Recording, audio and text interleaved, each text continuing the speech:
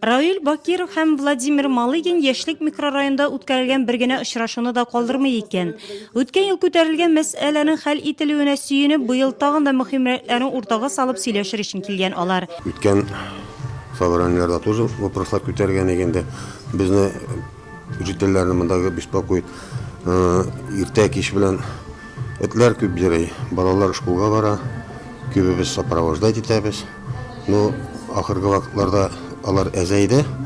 Эш алып барыла. Ну, без тагын да сорыйбыз бу эшне көчәйтергә. Аннары безнең придомовой, значит, иләрдә бит инде освещениелар бар. Менә кайбер җирләрдә ул безнең вообще хәзер отсутствует итә.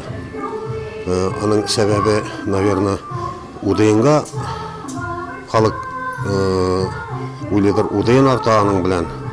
Но бу вопрос бик тоже четерекле, потому что төнлә белән караңгы. Балаларыбыз школдан соң кайта, әтиләребез, әниләребез кайтып өлгермәгән була. Шуңа күрә бу тоже бик вопрос күтәрелергә тиеш инде безнең арада. Очрашуны башлап шәһәр башкарма комитеты җитәкчесе Нәгыйм Сафиуллин шәһәрдә башкарылган эшләрнең барышы белән таныштырды. Алар күләмле.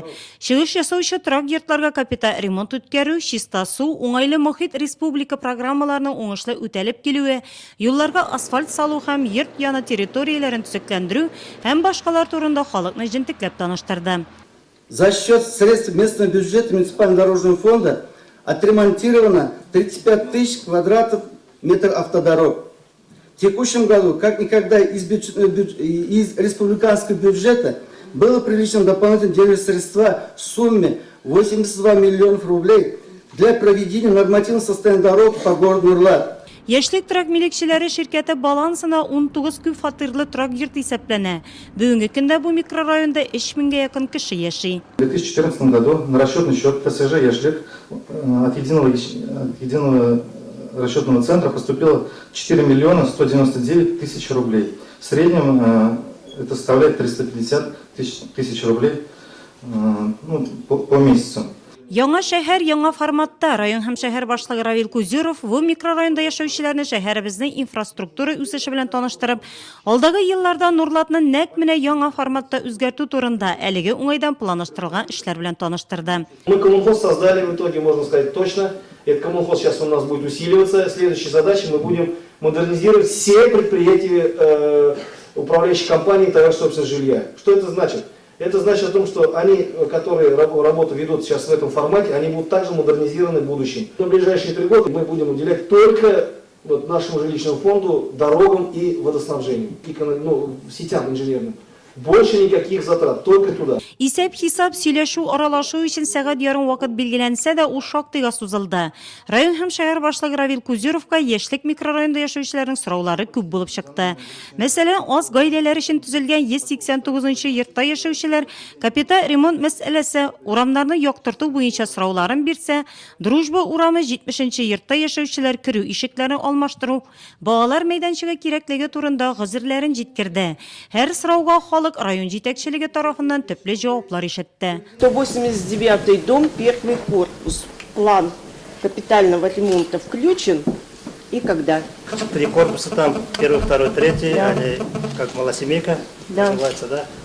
Они включены, долгосрочная программа капитального ремонта по 185 закону, где комплексный ремонт, он включен где-то 17-й год, по-моему, а ремонт кровли, что вас волнует больше всего, он включен на следующий год, это где-то ожидается поступление денег с марта месяца по программе финансовой помощи.